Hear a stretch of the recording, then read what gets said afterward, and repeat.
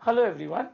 Today we are going to start with a new accounting standard, that is IND AS 16, property, plant and equipment. We are also going to refer to this accounting standard in the name of PPE. This is chapter number 1 from your theory notes.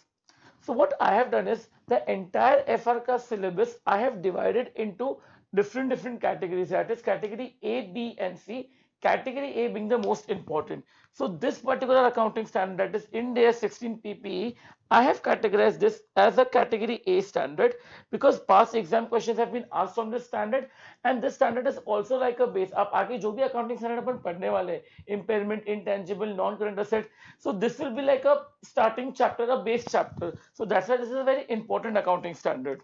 So what is the objective of this standard? Why are we studying this standard? The objective of this standard is to understand the accounting treatment, for property, plant and equipment. So let's understand the definition. I have divided the definition in three parts for easy understanding.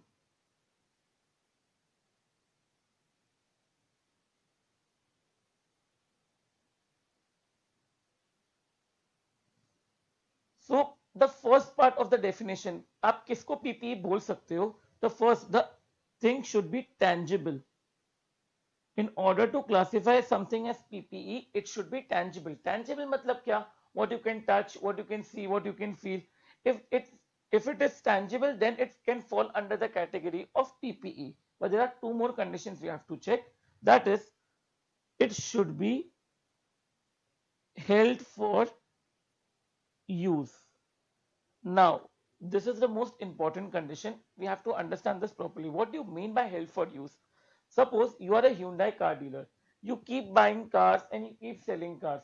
So the moment every time आप जब भी car bye करोगे, will you classify it as PPE कि हाँ tangible है and एक asset मेरे company में आया है, मतलब it is PPE? No. Here the main intention of the Hyundai car dealer is not to be holding it for use, but उसका intention क्या है? He wants to sell. He is holding the asset. He is holding the asset to sell the asset. मतलब your own inventory, जब आपका खुद का inventory है, that cannot be classified as PPE. अगर आप कुछ asset खरीद रहे हो with the intention to sell, तो वो आपका inventory हो गया, वो आपका PPE नहीं हुआ. So basically, if you are holding the asset for use, now what do you mean by use? Use मतलब you are holding the asset for use in the ordinary course of business for various activities. कौन सी activities हो सकती है? It can be say production activity,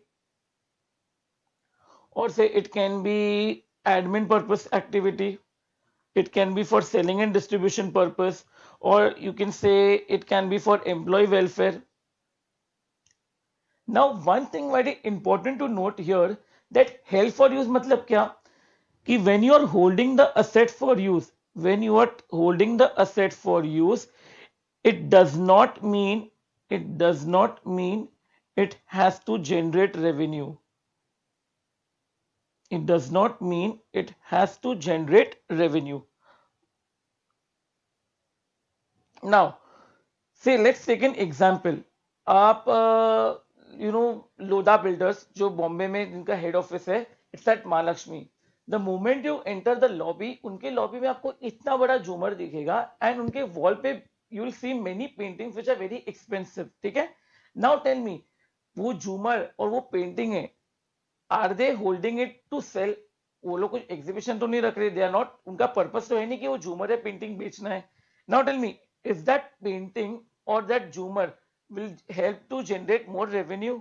no, उससे कोई revenue generate नहीं होने वाला. So you are holding the asset, तो आपका और इंटेंशन क्या है? You want to use the asset for selling and distribution purpose. आपने इतना फैंसी लॉबी क्यों बनाया है? बिकॉज कोई भी कस्टमर आएगा, he should be he should be basically very, उसको अच्छा लगना चाहिए कि he's come to a very good company, and basically आपके selling and distribution में बोलते हैं ना, this is like an X factor जो आपको और selling and distribution में help करेगा. So you are holding the asset for use, but for what purpose? It can be for selling and distribution purpose also. Now अगर आप वही building में ground floor पे in the basement there's a gym, उन लोगों ने gym बनाया है for its employee. Now tell me, वो जिम के equipments everything, is it being held for use और held for sale? It is held for use, मतलब we have to check PPE को बोल सकते कि नहीं बोल सकते. It is held for use for what purpose? It is held for say employ welfare, कि एम्प्लॉयज की हेल्थ के लिए. Now tell me, is there any connection कि एम्प्लॉय जिम में आएंगे, बॉडी बनाएंगे और रेवेन्यू से डबल होगा? ऐसा कुछ नहीं है. एम्प्लॉय के बेनिफिट के लिए आपने बनाया है, आपने वो जिम का इक्विपमेंट आप यूज कर रहे हो. तो if you are holding it for use again and again, अगर आप उस चीज को you are holding it for use for either production purpose, admin purpose, selling and distribution, employee welfare, अगर ऐसा कोई asset आप hold कर रहे हो for use, then you can classify it as PP. The only thing is that it should not be held for sale. Are we clear? Now, say I'll give you one more example. Suppose you're a chemical manufacturing company, ठीक है, आपका काम है कि you keep making various chemicals, and government का एक regulation आया कि every chemical company has to necessarily install one chemical handling equipment, ठीक है, just to handle the chemicals. बाकी आपका काम वाम सब वैसे चलने वाला है, but एक government का regulation आ गया because it's not safe for employees, you please install a chemical handling equipment. आपने install कर दोगे because you have to comply with government regulation. Now I will ask you, are you holding the asset for use? You will say yes, we are holding it for use. You can say we are using it for production purpose. And is it generating any revenue? वो chemical handling equipment से कोई revenue आपका बढ़ने नहीं वाला है, आपका काम पहले भी चल रहा था, but because government ने बोला आपने उसको install किया, and now you are holding the asset for use. For what purpose? You will produce the chemicals, आप chemical उसको handle करोगे और उसको next process में डालोगे. So again that will be classified it as PPE. So it can be used for production purpose, it can be used for selling distribution, it can be used for any of the business purpose. And the last condition is that the life of the asset should be more than 12 months. The life of the asset should be more than 12 months. If any asset which is tangible and which you are holding for use, but uska life is less than 12 months, if the life is less than 12 months, then you cannot classify that asset as PPE. Are we clear? So if all the three condition gets fulfilled, that is, it should be tangible, it should be held for use, and the life should be more than 12 months, then only we can classify it as PPE. वरना उसको PPE अपन classify नहीं कर पाएंगे. Let's go to the next thing. What do you think? What do you think about spare parts or say standby equipment or say servicing equipment?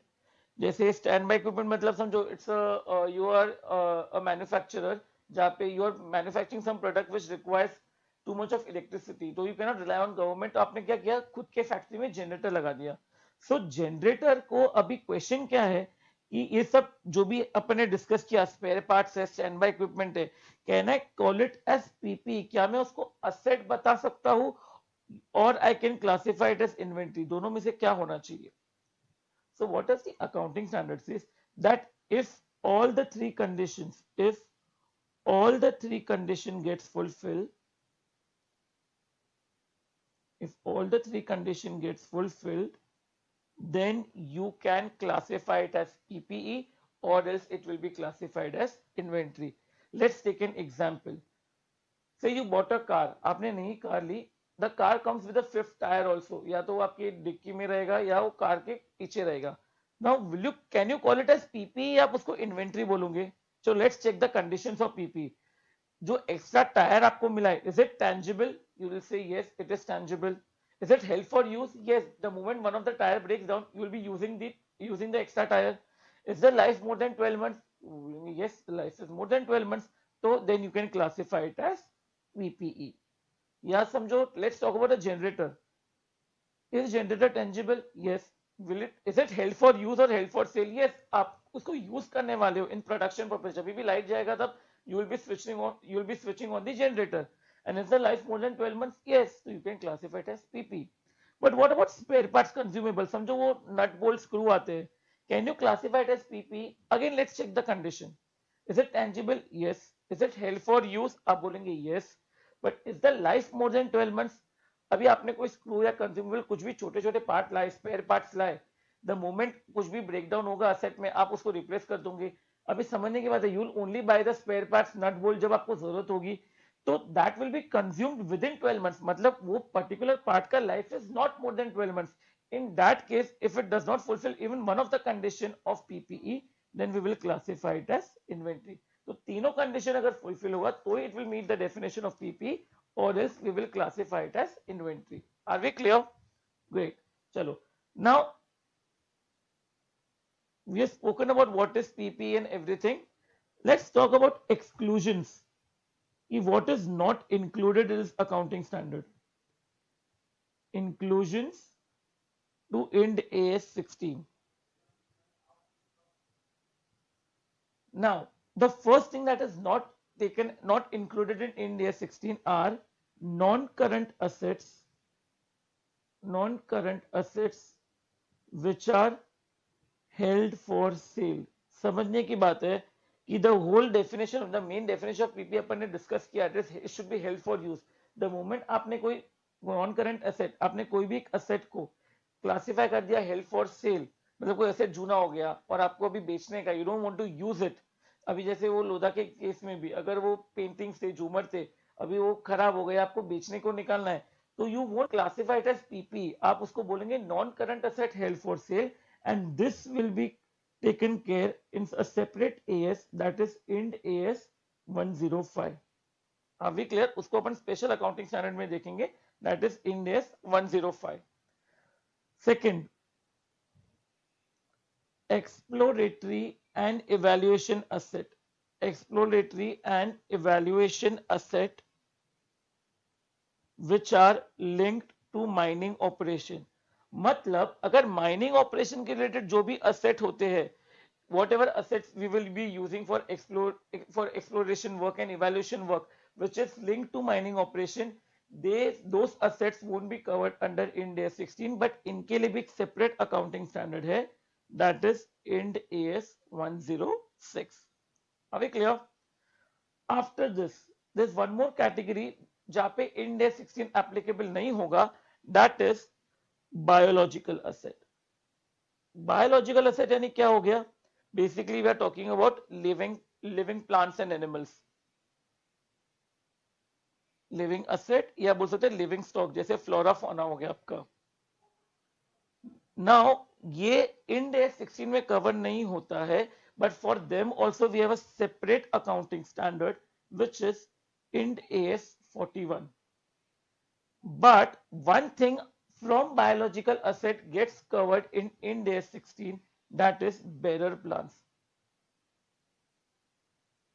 मतलब biological asset comes under exclusion, but if it's a bearer plant it will be classified under Ind AS 16. Now what is bearer plant and everything, we'll be discussing it. First let's understand what do you mean by biological asset. देखो biological asset मतलब क्या हो गया, simple भाषा में plants and animals. So now if biological asset you are dealing with living animals, अगर आप living animals के साथ डील कर रहे हो तो those get covered under Ind AS 41. इसमें कोई एक्सेप्शन नहीं है. We have a separate accounting standard which we will be going to do, that is living animals. But अगर biological asset में living plants आ गए, अगर biological asset में living plants आ गए, then we'll have to check if they are bearer plant.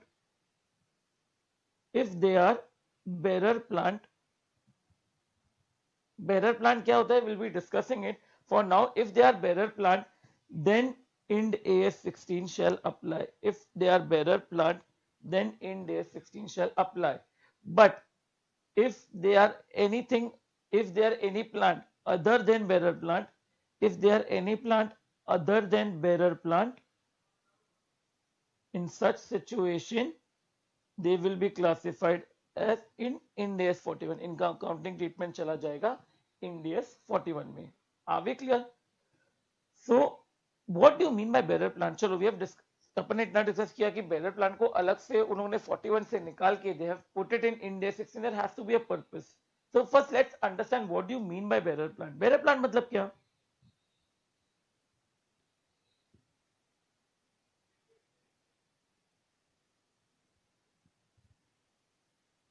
So what do you mean by bearer plant? Bearer plant मतलब क्या? A plant which bear something. नाम में आपको मालूम पड़ जाएगा what do you mean by bearer plant. A plant which bear something. Plant क्या bear करना चाहिए? Some agriculture produce. So what do you mean by bearer plant? Bearer plant is a plant which bears some agriculture produce, some agricultural produce.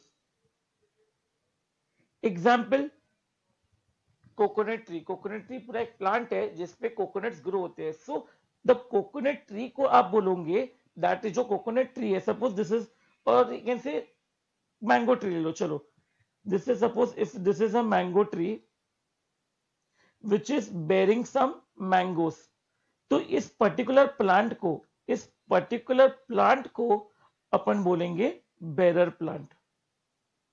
That is it should bear some agriculture produce, इसलिए इसको बोलते हैं bearer plant. But what if the plant itself is an agriculture produce? Example, कि अगर आपको पता है bamboo, bamboo पे कुछ ग्रो नहीं होता, बैम्बू खुद एक प्लांट होता है जिसको आप हार्वेस्ट करते हो और आपको यूज करते हो। तो अगर वो प्लांट, अगर वो पर्टिकुलर बैम्बू प्लांट ही, इसमें कुछ ग्रो नहीं हो रहा है, but itself is being used as an agriculture produce, if that itself is being used as an agriculture produce, तो उसको अपन बेरर प्लांट नहीं बोलेंगे, and it will be covered under end AS 41, it won't be coming under end S 16। So what is exactly a bearer plant? Just अगर आपको मैं short में बताऊं तो it is a plant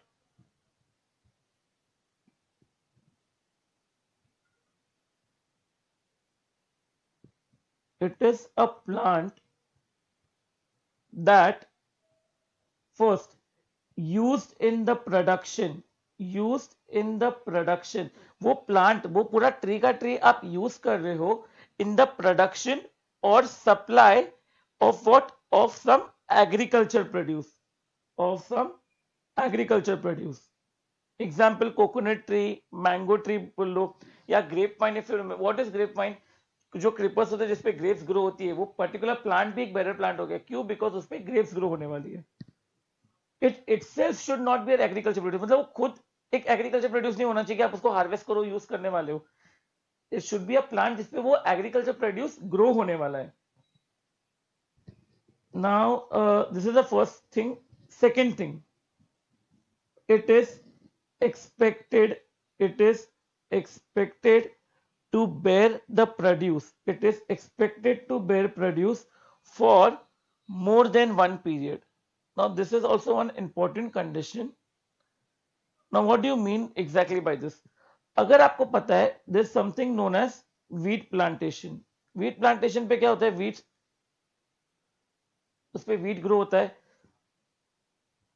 one second,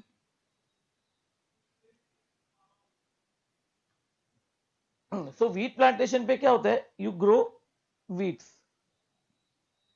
अभी normally होता क्या है, ये वीट कैसा रहता है, they grow up to a period 4 months 3 months, जैसे थोड़े भी ग्रो हो जाते हैं, फार्मर्स क्या करता है, इनको हार्वेस्ट कर देते हैं, नए सीड्स डालते हैं, वापस नए वीट ग्रो होते हैं। तो प्रॉब्लम क्या हो रहा है कि ये जो वीट प्लांटेशन है, सी ये वीट प्लांटेशन को आप बोल सकते हो bearer plant because it is bearing some agriculture produce, but the problem is ये जो प्रोड्यूस जो ग्रो हो रहा है that is not more than one period. ये इसका लाइफ हार्डली 3 4 मंथ्स 5 मंथ्स होगा, उसके बाद थोड़े ग्रो हो जाएंगे, फार्मर्स को हार्वेस्ट करेगा, नए सीड्स डालेगा, वापस नया करेगा। तो पीपीई का मेन अपने कंडीशन क्या था, life should be more than 12 months. So if this is a bearer plant पर जिसका प्रोड्यूस अगर लेस देन 12 मंथ्स है, तो अपन उसको बेरर प्लांट नहीं बोलेंगे। But it is expect, but if it is expected to bear produce for more than one period, तो अपन उसको बोल सकते हैं bearer plant. And third condition is there is a remote likelihood, there is a remote likelihood of the plant, of the plant being sold as an agriculture produce, being sold as agriculture produce। मतलब क्या,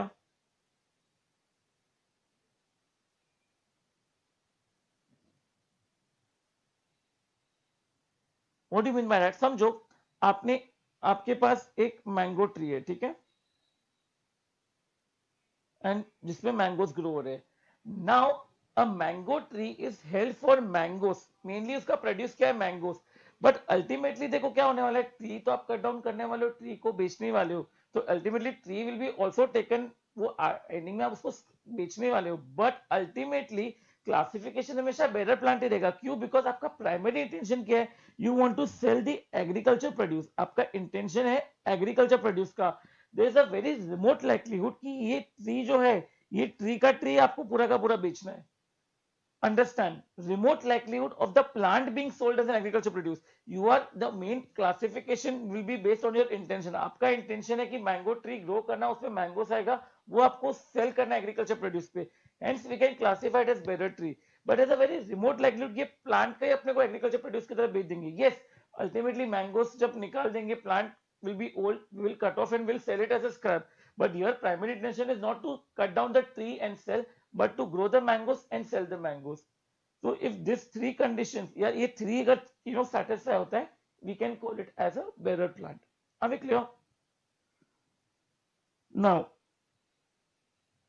so अभी अपन कुछ भी now let's look at the general category, general criteria. चलो, let's look at the general recognition criteria. But before that, let's see what happens. अपन ये पूरा accounting standard को चार पार्ट में डिवाइड किया। We have divided the entire accounting standard into four parts. That is, first part is initial recognition, second is subsequent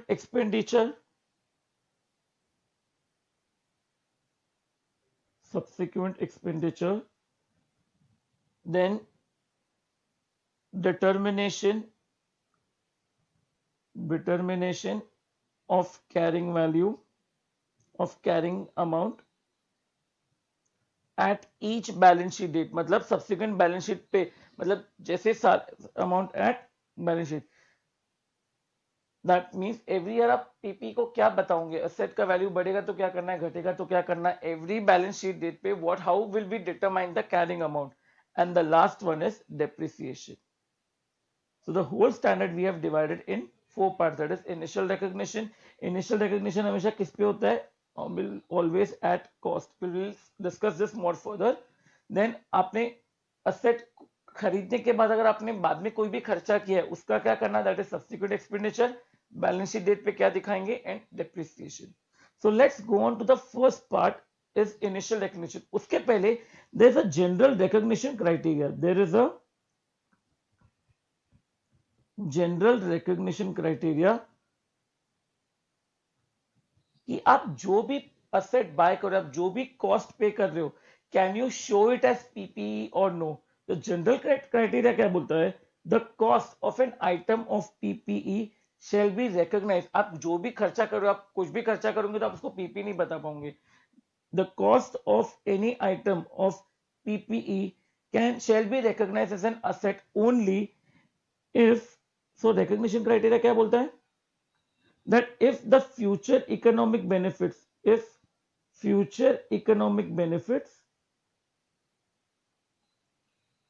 associated with asset will flow। आप जो भी खर्चा कर रहे हो, आपने कुछ भी परचेस किया है, आपने कुछ भी असेट बनाया भी है, आप उसको तभी पीपी बनाओ, वो कॉस्ट को तभी आप कैपिटलाइज करो, आपको लगता है वो असेट से बेनिफिट आएगा। And second most important it as it should be measurable. आप cost can be easily measured, अंधाधुनी कॉस्ट, हवा में कॉस्ट नहीं होना चाहिए, आप इजीली आप उसको मेजर कर सकते हो, मेजर रिलायबली। अगर ये दोनों क्राइटेरिया सेटिस्फाई हो गए तो ही आप असेट को रिकॉग्नाइज कर सकते हो। नाउ असेट को रिकॉग्नाइज करना, that's the first part will be discussing, that is your initial recognition. That is initial recognition. Now what is initial recognition? The first time आपने कुछ असेट बाय किया है which satisfy the PPE condition, it is tangible, it is held for use, the life is more than 12 months, तो अपनी books में उसको क्या price पे बताएंगे अपन? That is we are talking about initial recognition. So हमेशा initial recognition is at always cost. आप कुछ भी नया असेट लाओगे, आप कुछ पैसा देके you will pay something and you will get, तो initial recognition will always be at cost. For example, suppose you have bought an asset, ठीक है, आपने एक असेट परचेज किया, the moment you buy an asset आपको क्या करना पड़ेगा, परचेस प्राइस करना पड़ेगा. So now we are discussing कि what all parts will form a part of the cost. कौन सी चीजें असेट के कॉस्ट में जाके बैठेगी. That is, first thing is purchase price. The price that you have paid to buy an asset will form a part of cost, that is purchase price. Now अभी आप देखोगे इन कार में ex showroom price अलग होता है, on road price अलग होता है. What is the main difference होता है टैक्सेस का. सो परचेज प्राइस में सबसे पहले आप क्या चीज ऐड करोगे, you will add non refundable taxes. You will add non refundable taxes. Non refundable taxes मतलब कौन सी, ऑक्ट्रॉय हो गया, ये ड्यूटी हो गया, जो भी अगर आपने कुछ और असेट खरीदा इसमें स्टैम्प ड्यूटी लगता है, रजिस्ट्रेशन लगता है, ऑल द टैक्सेस जिसका आपको क्रेडिट नहीं मिलने वाला है, जो नॉन रिफंडेबल है, that will be added to the cost of the asset. Are we clear? Now in this case what do you think what happens about GST. अगर आपको जीएसटी का थोड़ा भी आइडिया है, व्हाट इज जीएसटी. आप कोई भी परचेज प्राइस पे करते हो उस पे आप जीएसटी पे करते हो. वो जीएसटी को अपन क्या करते हैं, we take it as input. और जब भी अपने को आउटपुट, जब whenever we sell the goods, तब क्या होता है, अपने को कुछ आउटपुट मिलता है. So what we pay to the government, output minus input. For example आपने 100 का असेट बाय किया है, 18 रुपीज टैक्स भरा, तो आपने बोला कि मेरा 100 का असेट मैंने बाय किया है परचेज प्राइस एंड जीएसटी मैंने 18 पे किया है. So you have an input credit of 18 rupees. Now whenever you आप कभी भी कुछ सेल करते हो, सामने वाला आपको जीएसटी देता है, that is known as the output credit. समझो आपके पास आउटपुट क्रेडिट आया है 20 रुपीज का.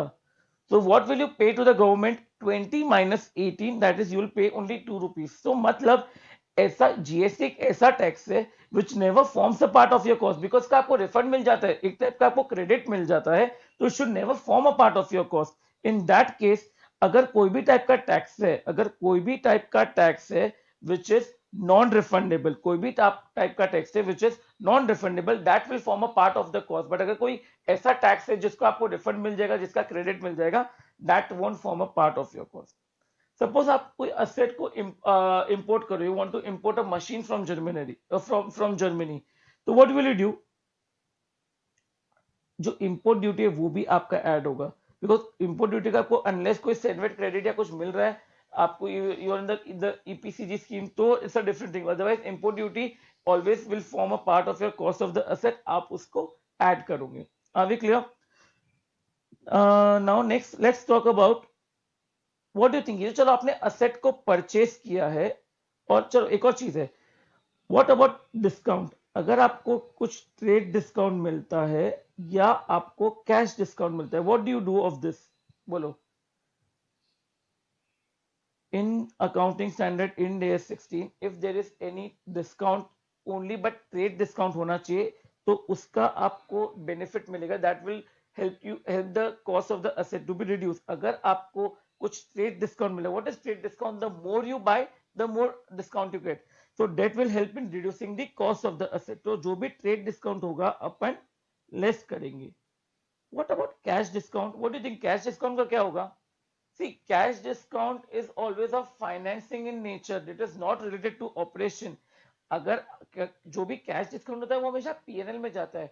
see, जब भी when you make a cost sheet for the product, cost sheet में वही आइटम्स आएगी जो ऑपरेटिंग इन नेचर है. If anything belongs to finance in nature, it never forms a part of your cost. तो cash discount क्या है? Cash discount is like a financing item. तो for example अगर समझो आपने 100 का असेट का प्राइस है, एक जन आपको दे रहा है कैश डिस्काउंट ऑफ 5%, एक जन आपको दे रहा है trade discount of 5%.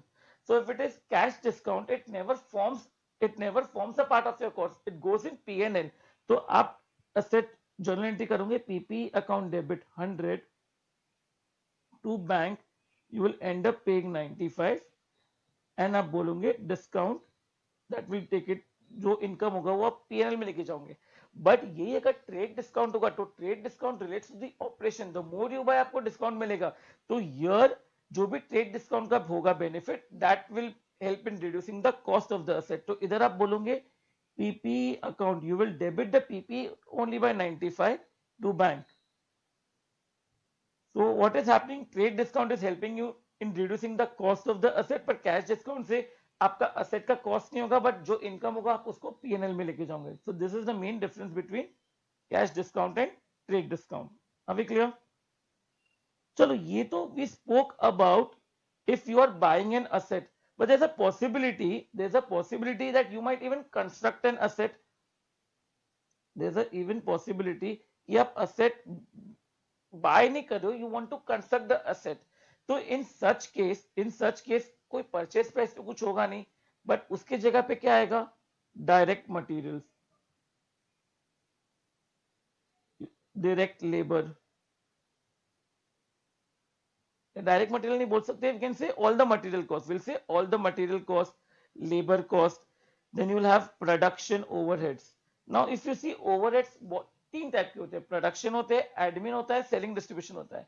Now tell me, will admin and selling distribution form a part of the cost of the asset? आप कोई नया असेट बना रहे हो, उसके लिए आपने एक बड़ा एडवर्टाइजमेंट दे दिया सब जगह पे, पूरे कंट्री में, पूरे सिटी में आपने एडवर्टाइजमेंट बड़े बड़े बैनर लगा दिए. So now that is an overhead.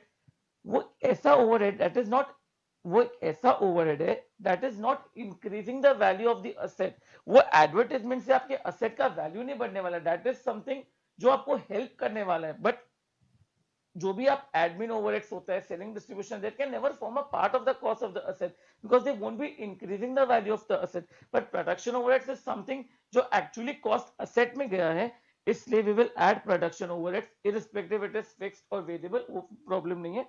तो material, labour, production overheads, this will form a part of the cost of the constructed asset. So now there's one more thing known as directly attributable expense. Directly attributable expense. Now what is directly attributable expense? These are the expenses which are necessary to bring the asset to the location and condition जैसा management को चाहिए. ये ऐसे expenses है which are necessary to incur to bring the asset to the location and intended use. Management को जिस तरीके से असेट यूज करने को रेडी फॉर यूज होना चाहिए. So any expense which you incur to bring the asset to ready to use is directly attributable expense. जैसे I will give you some example कि सपोज आपने एक एसी बाय किया from Croma. ना वो AC directly आके आपके घर पे रख दिया है, तो now what will you be able to use the asset directly? नहीं.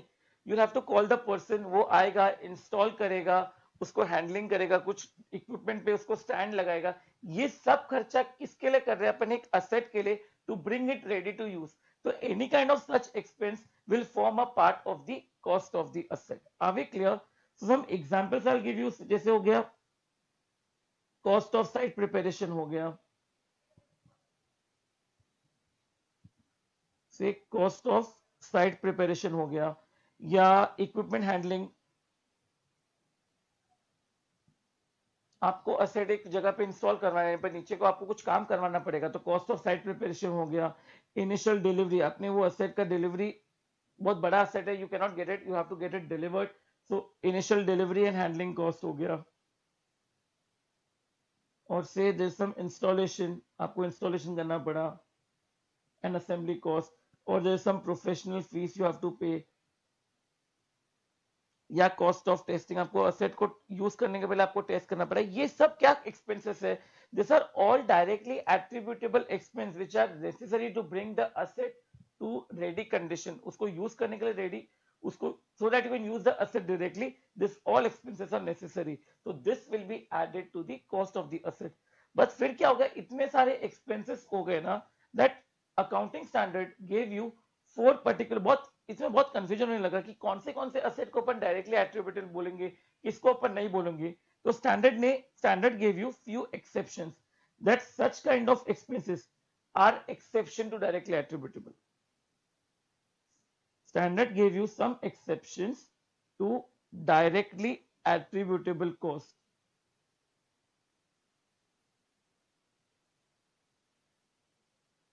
कि अगर ये टाइप के एक्सपेंस हुए तो आप इसको असेट की कॉस्ट में ऐड नहीं कर सकते, but you will have to take it to P&L. This won't increase the value of the asset. See adding adding a value to the cost of the asset मतलब क्या, cost बढ़ाने हो गया, मतलब अब बता रहे हो कि असेट महंगा है, पर ऐसे अगर टाइप के एक्सपेंस हुए, this won't increase the cost of the asset but it will be taken to P&L. The first one is cost incurred cost incurred in introducing new product. In introducing new product example इसको अपन बोल सकते हैं inauguration expense. अभी there is a brand, clothing brand Zara, which has a retail store in Phoenix. Now they plan to move to Fort. Fort में उन्होंने मस्त नया building लिया and they have actually opened a new retail store of that is 4th floor. Now उस चीज को जब वो नया रिटेल स्टोर आया, दे एक्चुअली कॉल, जो उनका ओपनिंग रखा था उन लोगों ने, इनॉग्रेशन रखा था वो पूरे रिटेल स्टोर का, they called on many celebrities और उनको अच्छा खासा they had to pay them. Now all, और बाकी भी लोगों के लिए उन्होंने कुछ डिस्काउंट्स रखा था, स्नैक्स रखा था, फूड रखा था, मतलब proper they had a proper grand opening of the store. Now ऐसा कोई खर्चा है, now this particular expense is not going to increase the cost of the asset. आप बोल सकते हो यस, ये तो डायरेक्टली एट्रीब्यूटेबल है क्योंकि आपने बिकॉज स्टोर खोला आपको ये इनॉग्रेशन करना पड़ा, but this kind of expense is not going to increase the cost of the product, hence this is an exception to the directly attributable cost. Second, staff training.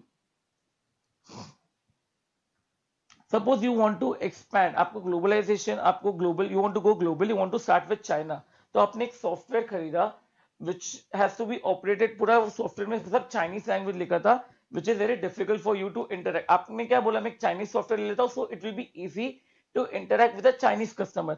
अभी आपके staff में से किसी को चाइनीज आती नहीं है, आपने क्या किया, एक स्टाफ, आपने सब स्टाफ को ट्रेनिंग दिया, you called a person who can teach mandarin, आपने सब स्टाफ को ट्रेनिंग किया ताकि आप उसको असेट को यूज कर सको. Now this particular cost of staff training, can it be called a directly attributable expense? No. Why? Standard क्या बोलता है, असेट, जो चाइनीज सॉफ्टवेयर आपने जो भी लिया था, आपने जो भी असेट, सॉफ्टवेयर नहीं बोल सकते अपन कुछ भी, because if we are talking about in day 16 that is should be tangible, तो आपने कुछ भी अगर समझो बाय किया होगा, जो asset was always ready to use, आपको यूज, आपने समझो बड़ा प्रिंटर लाया जिसमें पूरा चाइनीज लैंग्वेज था और उसमें कुछ ऐसा भी था कि आप मेल कर सको, बहुत कुछ फीचर्स थे, असेट हमेशा रेडी टू यूज था, जस्ट बिकॉज आपके लोगों को नहीं आता था Chinese, you incurred an expense and now you are saying कि because this expense is incurred directly in relation to the employees, मुझे इसको कॉस्ट में, असेट की कॉस्ट में ऐड करना है. स्टैंडर्ड नहीं बोलता है, स्टैंडर्ड से this is, though it is a directly attributable expense but it is an exception. Why? Because it is not increasing the value of the cost of the asset. अगर आपने asset लिया होगा तो उससे कोई असेट का cost नहीं बढ़ने वाला, asset because ready to use था. थर्ड, कॉस्ट ऑफ रीलोकेशन और रीलोकेटिंग एंटिटीज ऑपरेशन. मतलब क्या, आपने कोई असेट खरीदा, ओके, यू पेड एवरीथिंग, आपने इंस्टॉलेशन सब पे कर दिया. Now because of some X Y Z reason you had to shift, वापस आपने उसको अनइंस्टॉल करवाया, वापस आपने दूसरी जगह पे इंस्टॉल करवाया, आपने इंस्टॉलेशन गाय को बुलाया to make the asset ready for use. तो आप बोलते हो ये भी एक्सपेंस क्या, असेट रेडी टू यूज करने के लिए, let's directly added to the cost of the asset. Standard बोलता है no, it is again an exception to the directly attributable cost. Why? Because आपने जब ओरिजिनली असेट बाय कर दिया होगा, आपने असेट यूज करना चालू कर दिया होगा, once the asset is ready to use, उसके बाद जो भी खर्चा है that's all the subsequent expense. आपने निकाला असेट, आपने असेट कब निकाला होगा, जब असेट यूज करने के लिए रेडी होगा, आपने यूज किया होगा, you are just relocating, so this is an subsequent expense. ये अभी का नया खर्चा नहीं, ये ऐसा खर्चा है which is incurred subsequently and not now, hence this will not increase the cost. Just because आपने asset एक जगह से दूसरी asset जगह पे change किया है, that will not increase the asset value, hence again this is an exception to the directly attributable cost. Fourth, initial operating losses. Initial operating losses, the best example you can think of initial operating losses to create demand, Geo. One day, one fine day, Mr. Ambani comes and he's like, free voice data for everyone, free internet for everyone. तो अभी समझने की बात है, it is free for us but for him it is at a cost. तो उसने start में बहुत ऑपरेटिंग लॉसेस किया just to create the demand, पूरा मार्केट डिमांड क्रिएट कर दिया। समझो he created an operating loss of almost 3000 CR just to create the demand for the product. Now he is buying a new tower, ठीक है, नए नए वो tower bye कर रहा है जिसका कॉस्ट है समझो 100 CR। Now mister Ambani accountant says कि ये जो खर्चा किया है इनिशियल जो भी 3000 करोड़ का मैंने खर्चा किया है in the form of free बीज, I want to capitalize it because ये डायरेक्टली एट्रीब्यूटेबल है असेट से। स्टैंडर्ड बोलता है नहीं, दिस जस्ट बिकॉज देखो आपने डिमांड क्रिएट करने के लिए आपने खर्चा किया था, दैट इज इसके वजह से आप बोलते हो कि ये पूरा 3000 करोड़ आप टावर में ऐड कर दो, added to the cost of the asset, this initial operating loss is not going to increase the asset का वैल्यू। असेट का वैल्यू 100 करोड़ ही रहने वाला है, आपका जो भी लॉस है आप उसको पीएनएल में लेके जाओ। How can you add it to the cost of the asset, दो डायरेक्टली एट्रीब्यूटेबल है but this is not going to increase the cost of the asset. Directly attributable में वही कॉस्ट जाएगा जो असेट का वैल्यू बढ़ेगा या असेट के लिए जरूरी है। This initial operating loss is not going to create any more value to the asset. और you can take one more example से उबेर, जो है Uber launch in the market, जब मार्केट में नया नया आया था उबेर, तो उसने क्या किया था 600 के वाउचर्स बांटा था, free ride up to 600, you refer your friend you will also get 600, even the other friend will get 600। Now if Uber buys any asset और वो बोलते हैं कि जो भी लॉस किया था मुझे कैपिटलाइज करना है, तो स्टैंडर्ड बोलता है you can not capitalise any initial operating loss जो आपने डिमांड क्रिएट करने के लिए किया है। And the last point is admin and general overheads, admin and general overhead cost. Now this नाम से मालूम पड़ता है कि ये तो जनरल खर्चा है, नॉर्मल एडमिन का खर्चा है, this is actually not directly attributable to asset. तो इसको अपन ऐसे भी अगर कुछ भी एग्जाम में दिया रहेगा it's an admin and general overhead cost, you will never add it to the cost of the asset but उसको अपन पीएनएल में लेके चले जाएंगे। Are we clear? Now there is something known as incidental operation, there is something known as incidental operation. What do you mean by incidental operation? Incidental operation मतलब क्या? Operations which occur, operations ये ऐसे operation है which occurs in connection with construction and development. आप कोई asset construct कर रहे हो, आप कोई asset develop कर रहे हो, साइड में कुछ इंसिडेंटल ऑपरेशन भी हो गया, तो उसके ऑपरेशन में से जो भी इनकम एक्सपेंस आएगा तो उसका क्या करेंगे, we are going to discuss this now. So operations will occur in connection with construction and development. So आपको एक चीज देखने की, अगर वो इंसिडेंटल ऑपरेशन जो है it is necessary, if that operation is necessary to get the asset, to get the asset ready for use, अगर वो जो आप ऑपरेशन कर रहे हो वो operation is necessary to get the asset ready for use, in such case any income or any expense arising from such operation will go in reducing or adding to the cost of the asset. But if that operation is not necessary, if that operation is not necessary to get the asset ready for use, तो in such case any income and any expense you incur, ये operation से होने वाले जो भी income है जो भी एक्सपेंस है that will be taken to directly PNL and that won't be added और subtracted to cost of the asset. Let me give an example. Say you have आप एक बिल्डिंग बना रहे हो, ठीक है, you are constructing a building. Now you want to construct a building, चलो you want to construct a building, you want to construct a residential complex, पर आपके पास जो प्रॉपर्टी है, आपके पास जो भी प्रॉपर्टी जिस पे है, जो लैंड पे है, ये एक कमर्शियल प्रॉपर्टी है, ठीक है। तो पहले बिफोर कंस्ट्रक्टिंग अ प्रॉपर्टी आपको ये बिल्डिंग पहले पूरा डिमोलिश करना पड़ेगा, उसके बाद ये आपको पूरा बिल्डिंग डिमोलिश करना पड़ेगा, उसके बाद ही आप उस पे नया प्रॉपर्टी बना पाओगे।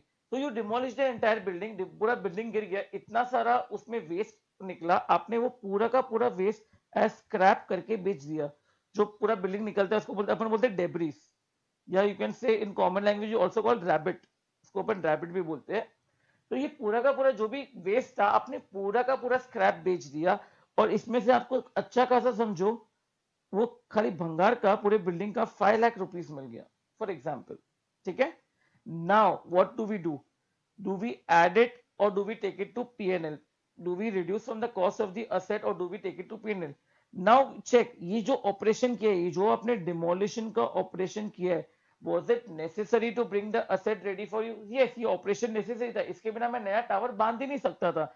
हेंस जो भी आपने इनकम एक्सपेंस इनकर किया है दैट विल, अभी इन केस में अगर आपको इनकम आया that will go in reducing the cost of the asset.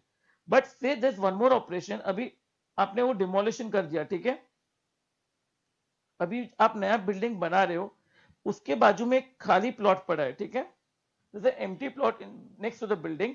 आप बोले कि जब मैं बिल्डिंग बनाऊंगा I will make some amenities for my client, मैं उनके लिए एक बोलते हैं ना क्लब हाउस बना के दूंगा, I will make a table TT का ये मेक अ टेनिस कोर्ट या स्विमिंग पूल या सब एक्स वाई जेड एम्यूनिटीज दूंगा। नाउ बिल्डर क्या बोलता है, आपको मैं ये एम्यूनिटीज दूंगा but once the building is ready उसके बाद I will be working on amenities. ये बिल्डिंग बनने में समझो 5 years चले जाएंगे, तो तब तक ये जो प्लॉट है ना this is a vacant plot. आपने क्या किया, ये वेकेंट प्लॉट आपके कुछ काम का नहीं है, you have given it for parking.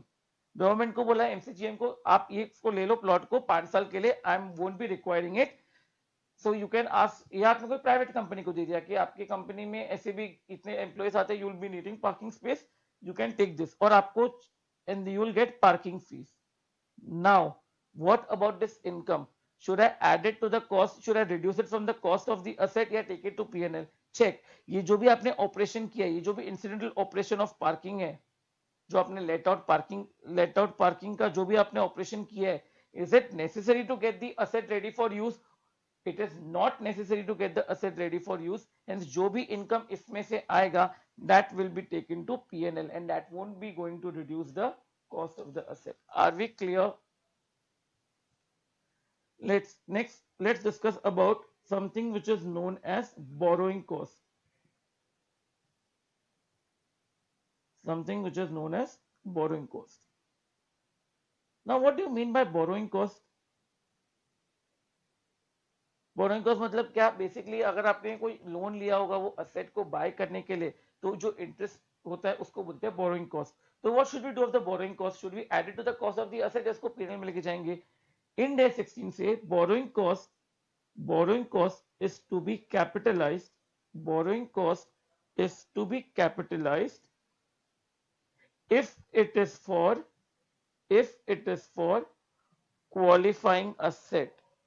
Standard is very clear, अगर आपने बोरोइंग कॉस्ट इनकर किया है कोई क्वालिफाइंग असेट के लिए तो आप उसको added to the cost of the asset, that is you can capitalize it. अगर वो बोरोइंग कॉस्ट आपने क्वालिफाइंग असेट के लिए नहीं इनकर किया है तो then you will have to take it to PNL. Now what do you mean by qualifying asset?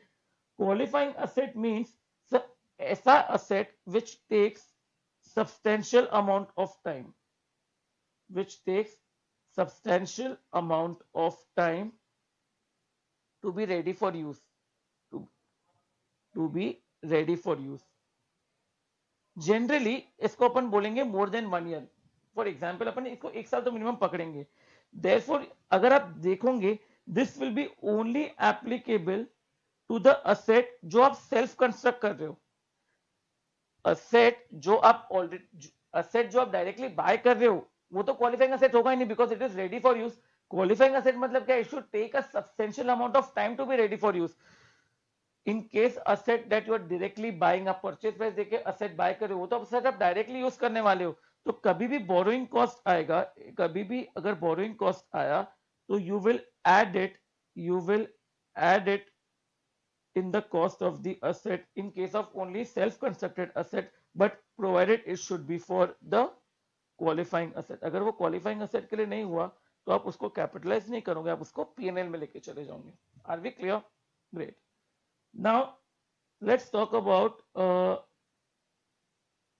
normal loss and abnormal loss। Normal loss and abnormal loss, what do you think, क्या करेंगे? Abnormal loss है, abnormal loss is because of some abnormal factors या अपनी management की कोई mistake है, there is some problem from our side, इसलिए loss हुआ है, तो अब नॉर्मल लॉस होगा, that should be expense to P&L, that won't be capitalized because ये ऐसा लॉस है which could have been avoided. But normal loss क्या होता है? Normal loss आप कितना भी ट्राई करो, that is normal in nature, that वो asset का नेचर ही वैसा है कि उतना लॉस होने ही वाला है. In that case normal loss जो भी होगा you will take it to cost of the asset. Cost of the asset मतलब you will capitalize it.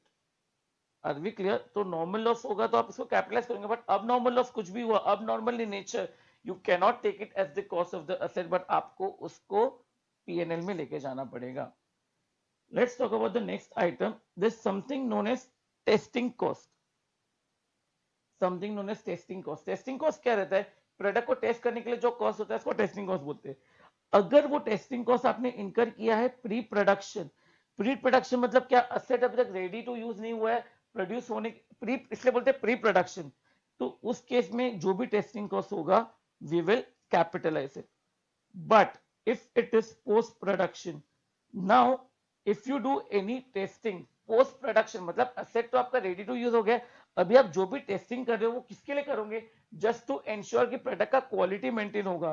तो ये जो क्वालिटी कंट्रोल का टेस्ट जो हो गया ना, this is nothing, this is not a cost which is necessary to bring the asset ready for use. asset ready to use हो गया है, उसके बाद आप चेकिंग कर रहे हो तो वो क्वालिटी कंट्रोल में आएगा. This we will take it to PNL. Are we clear? This will take it to PNL. now next we come to a very important item, that is site restoration. Site restoration, you also can call it as decommissioning or you can call it as removal. Now what do you mean by that? What is site restoration? अभी समझो you are into the mining business, ठीक है? आपने अभी आपको कोई जगह पे माइनिंग का काम करना है, so what do you do? आप पूरा वो एरिया को डग करोगे, उधर इतना बड़ा होल होगा, you will remove all the important minerals, आप पूरा प्रॉपर्टी को आप एग्जॉस्ट कर दोगे और बाद में आप निकल जाओगे. नाउ टेल मी, आपने वो जो होल डग किया है उसको आप ऐसे छोड़ दोगे, हाँ कि ठीक है मेरा काम हो गया, कोई आदमी गिरे तो ठीक है, कोई फर्क नहीं पड़ने वाला? ऐसा नहीं होता. जब भी आपको गवर्नमेंट या कोई भी एरिया आपको माइनिंग के लिए मिलेगा तो वहां पे एक साइट रिस्टोरेशन का ऑब्लिगेशन होगा. गवर्नमेंट बोलेगा if you promise to restore the site back to its original condition तभी हम आपको साइट देंगे. तो let's take an example. You have two sites A and B जिसका इनिशियल कॉस्ट है, initial cost at year 0 is 100 and site B का cost is 110. The life of the particular asset is 10 years and इसका भी समझो 10 years है. They have given us discounting factor of 10%. देखते हैं वो किस चीज के लिए काम में आएगा.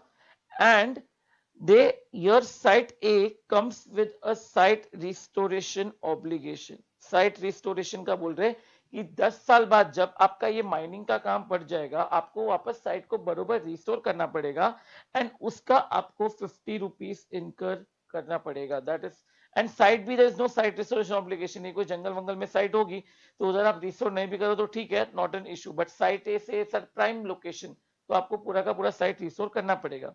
नाउ इन इंडियंस मेंटालिटी क्या है कि हाँ जब होगा तब देखा जाएगा. Why are we even concern right now?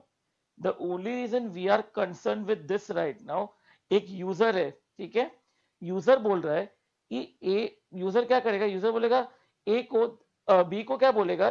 कोई यूजर होता है, फाइनेंशियल स्टेटमेंट है कि you have purchase site at a higher price. Same आपके कॉम्पिटिटर ने साइट 100 रुपए में बाय किया, आपने बाय किया 110 में, you pay 10 extra. But now actually tell me, is A actually expensive then B या A actually cheap है? आप बोलेंगे A is actually expensive. Why? Because A comes with a site restoration obligation. ये mandatory obligation है. आप चाहो तो भी आप, गवर्नमेंट ने बोला है कि अगर आपको साइट चाहिए आपको करना पड़ेगा. So there is a proper legal obligation. Now just talking about obligation. Obligation जो word है ना, that is defined in Ind AS 37. That is a provision contingency. वो क्या बोलते हैं कि ऑब्लिगेशन दो टाइप के हो सकते हैं. There can be a legal obligation, there can be a constructive obligation. What do you mean by constructive obligation? Example, आपको लोगों को सैलरी देना है, employees are working for you have to give them money, तो वो आपका legal obligation हो गया. What is constructive obligation? आप हर दिवाली पे बोनस देते हो, ठीक है, तो every year naturally employee expect करेगा कि आप इस साल भी दिवाली बोनस उनको देने ही वाले हो. In this case there is no legal obligation. अगर आप बोनस दोगे नहीं तो they can not sue you, आपको नहीं देना तो नहीं दोगे. But there is an constructive obligation की एम्प्लॉयज को मालूम है कि आप देते हो, आप अच्छे सेट हो, आप देने ही वाले हो, सो इनडायरेक्टली कंस्ट्रक्टिव ऑब्लिगेशन हो गया. सिमिलरली साइट रिस्टोरेशन में समझो गवर्नमेंट ने आपको फोर्स भी नहीं किया है कि ठीक है आपके ऊपर आपको रिस्टोर करना है कि नहीं करना, but you are a company like Tata which has a good brand image which is very environment conscious की we won't damage the environment, हम लोग रिस्टोर करेंगे. और आप ऐसा आपने प्रीवियस पहले भी बहुत किया है, हर साइट आपने जो जहाँ पे आपने माइनिंग किया है टाटा की जहाँ पे भी माइंस है आपने हमेशा उसको अच्छा करके दिया है. सो इररिस्पेक्टिव ऑब्लिगेशन लीगल हो कि कंस्ट्रक्टिव हो, अगर ऑब्लिगेशन है तो आपको उसको बताना पड़ेगा. सो टेल मी, अभी आपको कोई पूछेगा what is the cost of the plant, आप क्या बोलोगे? 100 rupees plus 50. Is it right? No, this is not right. You will say yes, 100 is the initial cost, 50 is the cost, but that cost is payable after 10 years. आज आपको पे नहीं करना है 50 rupees, and anyways 50 rupees आपको 10 साल बाद पे करना है. बट तो आप क्या करोगे, उसको आज के प्रेजेंट वैल्यू पे लाओगे, आज के प्रेजेंट वैल्यू पे लाके देखो कि 50 rupees that is payable after 10 years, today what is the amount that is payable, वो जो वैल्यू होगा that will be add to the cost of the asset. So as per Ind AS 37 क्या बोलता है that if there is a legal or a constructive obligation to restore the site at the end of the life, then the same needs to be recognized. उस जो भी आपको payment करना है उस प्रोविजन को रिकॉग्नाइज करो और वो प्रोविजन की वैल्यू को आप ऐड करो to the cost of the asset as per Ind AS 16 at its present value. तो ये केस में अपन क्या करेंगे, let's find the present value of site restoration.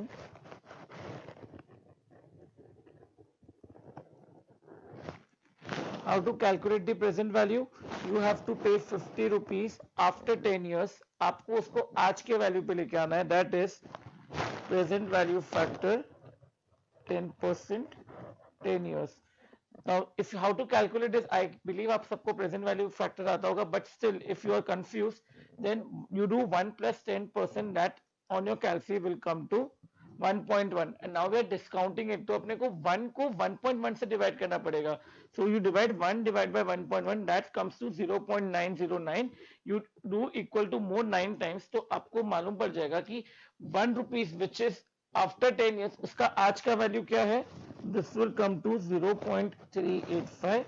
Hence your present value of rupees present value of rupees 50 which is payable after 10 years, आज के date पे आपको पे करना है, this will come to 19.25. As per in this 37, if there is a present obligation, if there is a present obligation कि आपको expense incur करना ही है, आपको provision करना पड़ेगा. So what will the journal entry? You will debit PPE account by not only 100 but the cost of site restoration, because वो आपका asset की value बढ़ाएगा, asset का cost बढ़ाएगा, it will make the asset more expensive, तो आप वो उस cost को add करोगे, that is 109.25 to bank, you paid 100, and बाकी जो site restoration का है आपको आज नहीं पे करना है, you have to pay it after 10 years. तो उसके लिए आप बनाओगे provision. Why provision? You make a provision for site restoration. Why? Because there is a present obligation of 19.25. Are we clear? So now you can say, now you compare A and B. तो A का cost है 119.25, B का cost है 110. So now the user will understand, नहीं, A is more expensive and B has bought it at a cheaper rate. Why? Because B का कोई present obligation है नहीं, तो ठीक है, that is not an issue per se. Now what will happen after 1 year? After first year, PPE is an asset which normally आप asset को use करोगे, asset depreciate होने वाला है, so PPE will get depreciated over its useful life. PPE will get depreciated over useful life. तो आप कितना depreciation करोगे? The cost of the asset is 119.25, life of the asset is 10 years. तो आप करोगे depreciation account debit to PPE, that is 109.25 divided by 10. This will come to 11.92. 11.92. Are we clear? PP का value depreciate होगा and this expense will be taken to P&L. Are we clear? Now something for the provision भी आपको कुछ करना पड़ेगा. आप देखो provision आपने क्या बोला था कि 50 रुपीज. जब आपने ये प्रोविजन बनाया था you said 50 rupees in the year zero. आप ईयर जीरो में थे, आपने प्रोविजन बनाया था. आपने क्या बोला था ईयर जीरो में 50 इज पेबल आफ्टर 10 ईयर्स. तो आपको 19.25 आज की वैल्यू पे करना पड़ेगा. नाउ 1 ईयर हैज पास. अभी क्या हो जाएगा 50 the same rupees 50 is payable after 9 years. तो क्या हो जाएगा प्रोविजन का वैल्यू थोड़ा बढ़ जाएगा कि पहले जो 50 आपको 10 साल बाद पे करना था अभी 50 आपको 9 ईयर्स के बाद पे करना है. सो इवेंचुअली और इंडिया 37 भी क्या बोलता है, इंडिया 37 भी बोलता है कि प्रोविजन जो भी आपने क्रिएट किया है that has to be reassessed, that has to be reassessed at every balance sheet date. Every balance sheet date पे आपको प्रोविजन का वैल्यू रीअसेस करना पड़ेगा. तो अभी जैसे एक साल खत्म हो गया, now 50 is payable for 9 years. तो अगर अगेन आप उसको 50 into present value annuity factor निकालोगे 10% के हिसाब से 9 ईयर्स का, again you do the same thing, this will come to 21.20. So आपका प्रोविजन कितने से बढ़ रहा है 19.25 से प्रोविजन बढ़ रहा है 21.20. That is the provision is increasing by 1.93.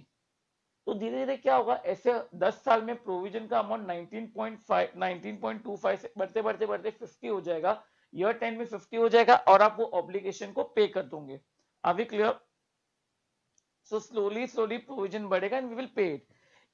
इस चीज को डायरेक्टली भी आप कैलकुलेट कर सकते हो. I will show how. So अभी आप क्या करेंगे, आपको प्रोविजन का अमाउंट बढ़ाने का, तो आप क्या लिखोगे journal entry to provision for site restoration. To provision for site restoration. आपका प्रोविजन कितने से बढ़ने वाला है? सी आपने 50 को डिस्काउंट किया 10% के हिसाब से, मतलब प्रोविजन भी आपका बढ़ेगा 10% के हिसाब से. सो यू विल डू 19.25 का 10%. इतने से प्रोविजन बढ़ने वाला है, that is 1.93. Now the main question is what will you debit. ये प्रोविजन तो आपने बढ़ा दिया, ये प्रोविजन जो आपका बढ़ा है आप उसको डेबिट किस में करोगे? Here we will debit it as finance cost. Why finance cost? Because ये जो इंक्रीज हो रहा है प्रोविजन का value, this is not attributable to asset. Asset की वजह से नहीं बढ़ रहा है ये प्रोविजन का वैल्यू. क्यों बढ़ रहा है? बिकॉज टाइम पास हो रहा है. जैसे जैसे time is passing the provision value is increasing. तो जब भी टाइम अगर पास होने का जो भी एक्सपेंस होता है उसको अपन इंटरेस्ट कॉस्ट बोलते हैं, फाइनेंस कॉस्ट बोलते हैं. तो हियर जो भी आपका इंक्रीज हो रहा है that is attributable to passage of time and it is not attributable to the cost of the asset. Institute इस चीज को बोलता है, इंस्टीट्यूट इस चीज को एक वर्ड दिया है, उसको बोलते हैं unwinding of discount. Unwinding of discount मतलब क्या? आपको 50 रुपीज पे करना था 10 इयर्स के बाद, आपने इसको अनवाइंड कर दिया, आपने उसको लेवल, आपने उसको जितना भी आपको 50 रुपीज पे करना था उसको आपने आज की वैल्यू पे ला लिया डिस्काउंट करके एट 19.25. अभी धीरे धीरे ओवर 10 इयर्स ये वैल्यू बढ़ के वापस 50 हो जाएगा. तो आपने 50 को पहले अनवाइंडिंग कर दिया और धीरे धीरे अनवाइंड करो. ये अनवाइंड का प्रोसीजर क्या हो रहा है, क्यों हो रहा है? बिकॉज टाइम पास हो रहा है. धीरे धीरे जैसे टाइम पास होगा प्रोविजन बढ़ता रहेगा. तो institute calls it as unwinding of discount. Are we clear? तो यू हैव आपने क्या किया, पहले 50 को वाइंड करके 19.25 पे लेके और फिर धीरे धीरे आप उसको 50 पे वापस लेके जा रहे हो. And since it is attributable to passage of time, hence finance cost debit कर रहे हैं and we are not debiting PPE. Still आपको कंफ्यूजन होगा, sir why are we not debiting cost of the asset? सब ठीक है, cost of the asset क्यों नहीं डेबिट कर रहे हो? चलो let me give an example. Suppose there is a person mister A, he does not have money, he wants to buy a house. वो क्या जाता है, वो बैंक के पास जाता है बैंक से लोन लेता है तो बैंक उसको पैसा देगा, so you write bank account debit to loan, ठीक है। Now he will go by the property, he will write house account debit to bank, correct. Now every year समझो उसने 1 करोड़ का लोन लिया, ठीक है, एवरी ईयर उसको इंटरेस्ट पे करने को आएगा, correct. Every year have to pay interest, समझो इंटरेस्ट पे करने को आया 10 lakhs per annum. Now by the time जब ये लोन का पीरियड समझो 10 साल का था, ठीक है, लोन का period is 10 years। Now at the end of year 10, 10 साल खत्म हो जाएंगे, उसको रीपे करना पड़ेगा। मैं आपको पूछूंगा उसने पूरे लोन टेन्योर में कितना पैसा रीपे किया होगा। आप बोलोगे सर 1 करोड़ प्रिंसिपल अमाउंट का दिया और बाकी उसने 10 lakhs का जो इंटरेस्ट दे रहा था। तो now if someone ask you कि आपको ये घर कितने में पड़ा, आप क्या बोलोगे, 1 करोड़ का बोलोगे कि आप इंटरेस्ट कॉस्ट के साथ बोलोगे? आप हमेशा बोलोगे 1 CR, because this is the amount you have paid, this is the amount you paid for the asset. जो इंटरेस्ट कॉस्ट है ये आप क्यों पे कर रहे हो, बिकॉज आपको टाइम मिल रहा है, आपको पैसा यूज करने को टाइम मिल रहा है, this is kind of finance cost है।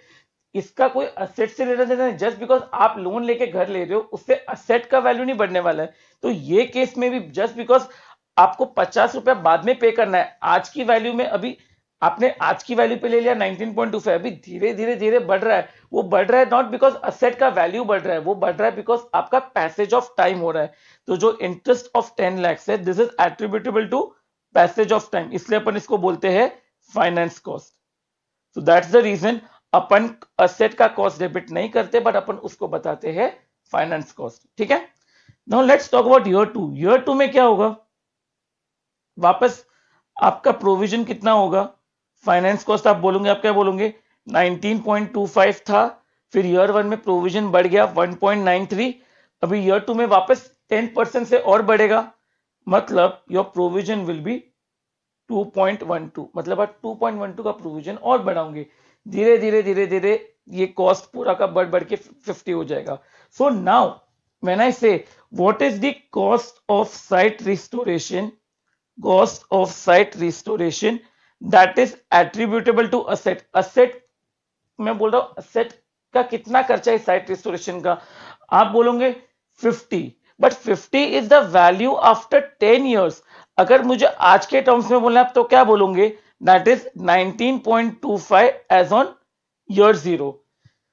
50 is the value after 10 years, उसको आज की वैल्यू में आप कितना बोलोगे 19.25। सो बाकी जो भी जो 19.25 है वो ही असेट के वैल्यू में ऐड होगा एज कॉस्ट, बाकी जो भी एक्स्ट्रा पे कर रहे हो, जो भी आप एक्स्ट्रा पे कर रहे हो 19.25 minus 50, this is attributable to finance cost, this is not attributable to asset but it is attributable to finance cost। are we clear?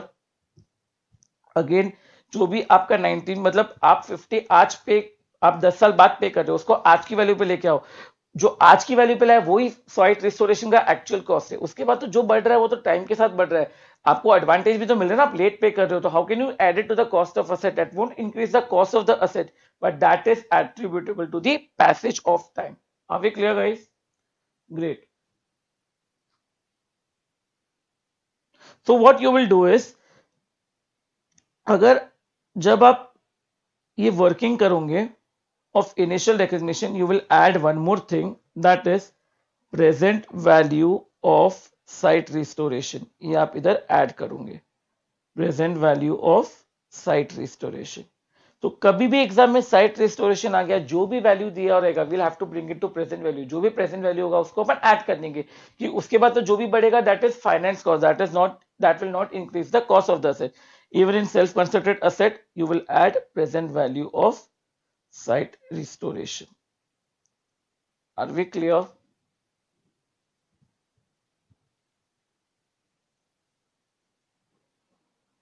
Now let's go to illustration number 1। Let's go to illustration number 1 of open your theory book। ये जो भी अपन ने discuss किया है the theory is on page number, from page number 1.1 till page number, the entire theory you will find it from page number 1.1 to page number 1.5। Now let's start with illustration number 1. Come on, page number theory book, page number 1.6. Illustration number 1. It's a very easy illustration. आपको खाली बताना है जो भी अपन cost discuss करें will it be added to the cost of the asset या अपन उसको पीएनएल में लेके जाएंगे. ठीक है. Illustration number 1. Determine if the following cost can be added to the invoiced purchase price and included in the initial recognition of the cost of the asset. आपको बताना है कि ये सब जो भी कॉस्ट है will you added to the cost of asset या अपन उसको रिकॉग्नाइज नहीं करेंगे as a cost. First, consultant fee for choosing the new asset. आपको असेट चूज करने के लिए कंसल्टेंट की रिक्वायरमेंट है. This is a directly attributable expense. Hence आप क्या करोगे, इसको ऐड करोगे असेट की वैल्यू पे. We will add it to the cost of the asset. After this, a trade discount received of 5% of the purchase price of the asset. Trade discount is nothing but related to operation. The more you buy, the more you get discount. Hence, this will be deducted from the purchase price. This will be deducted from purchase price. After this, a discount received for paying the invoice within 90 days. Within 90 days आपको अगर discount मिल रहा है तो this is nothing but cash discount. Cash discount in financing in nature. It doesn't come into the cost, but it will be credited to P&L directly. It will be credited to P&L. Next, interest paid on a short-term loan taken to provide the necessary cash payment for the payment of purchase price. क्या लिखा है, interest paid on a short term loan, मतलब this is talking about the borrowing cost for payment to provide the necessary cash for payment of purchase price. अगर आपने कुछ भी asset पे किया है तो वहां पे बोरोइंग कॉस्ट आता ही नहीं है, बिकॉज बोरोइंग कॉस्ट तब आता है when you it's a qualifying asset. Qualifying asset मतलब asset will take time to be ready for use. आपने परचेस किया है तो it won't take time to be ready for use, तो उसको क्वालिफाइंग असेट बोलेंगे नहीं. Hence we will expense it to P&L, saying that it is not a qualifying asset. It is not a qualifying asset. Are we clear? Great. Chalo. Next, import duty paid. Import duty paid will add it to the cost of the asset because directly purchase price का part है. So we will add it to the asset, but एक assumption रहेगा that it is non creditable. अगर ये creditable हो गया, अगर EPCG scheme या कोई ड्यूटी ड्रॉबैक के अंदर रहा तो we won't add it to the cost of the asset. Next, shipping cost and the cost of the road transport. Again, it's like a directly attributable expense to bring the asset ready for use. So this will add it to the asset. Upon asset की cost में add कर देंगे. Next, insurance for the shipping. Again, directly attributable expense, add it. Next, an economic development rebate from the state. बोलो क्या करेंगे. Economic rebate, आपको concession मिला है फ्रॉम द ग्रांट, मतलब आपको गवर्नमेंट से कंसेशन मिला, तो क्या करेंगे, इसका we will credit it to deferred grant. इसको डिफर्ड ग्रांट में अपन क्रेडिट करेंगे एंड इसको अपन अकाउंट करेंगे under Ind AS 20. We have a separate accounting standard, Ind AS 20. We will take care of it over there. Next, GST paid on purchase. Again, GST will have to ignore because assuming GST हमेशा आपको input मिलता है तो we will assuming it to be creditable, so we will ignore it. Next, cost of laying a new concrete slab and installing a special rubber mounted footings for the new price in order to reduce the vibration during use. Now this is again a directly attributable expense. आपको कुछ ground work करना पड़ा, कुछ लगाना पड़ा, नहीं तो asset बहुत हिलने वाला था. So this is a directly attributable expense. Why? Because this is an expense that is necessary to bring the asset ready for use. Hence अपन क्या करेंगे, we will add it to the cost. Hire of a crane to transfer the press from the vehicles into factory. Again, this is like a directly attributable expense. You will add it directly to the cost of the asset. Cost associated with removing a section of the factory roof to allow the machine to be dropped into the place and subsequently refitting the roof. कुछ ऐसा machine था कि आपको roof निकालना पड़ा, directly machine उधर ही place होगा, वापस आपको रीफिटिंग करना पड़ेगा. Again this is all directly attributable expense which is necessary to bring the asset ready to use, तो आप उसको ऐड करोगे. Third, 13th, professional fees charged by the consulting engineer for overseeing the installation process. Again, This is a directly attributable expense, hence add it. 14th, electrician fees for connecting the press to power supply. Again, this is a directly attributable expense. We will add it. A portion of the operating cost, salary, office expense of the purchasing department. ये general admin overhead से this is not a directly attributable expense. It was an exception to directly attributable. अपन बोल सकते हैं this is general in nature. To this we will directly expense it to P&L. Next, cost of the material. This is paper and ink used in calibrating the machining, setting it up for the operation. Operation set करने के लिए ये requirement है. अभी तक asset is not ready for use. Hence, we will add it. Cost of training the operations of the new machine. Machine तो ready to for use है. आपके employees train नहीं है. आपके employees को train करना पड़ेगा. But that training cost won't increase the cost of the asset. So in that case, the cost of training will be expense to P&L.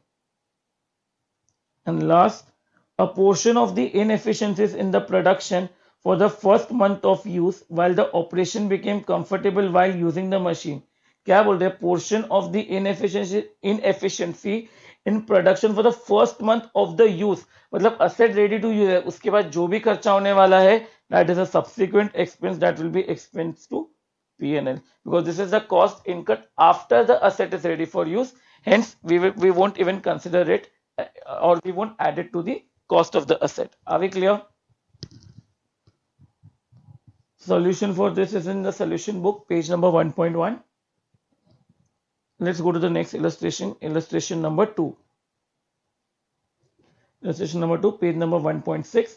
On 1st April 2011, XYZ Limited acquired a machine under the following terms.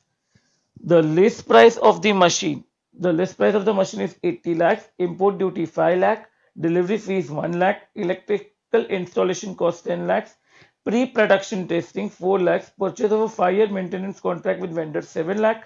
In addition to the above information, XYZ was limited a trade discount of 10% on the initial list price of the asset and a settlement discount of 5% if the payment for the machine was received within 1 month of purchase. XYZ Limited paid for the plant on 20th April 2011. At what cost the asset will be recognized? A very easy illustration. So accordance, what does Ind AS 16 says? All the cost that is required to bring the asset to its present location and condition for intended use by management should be capitalized. Therefore, the initial purchase price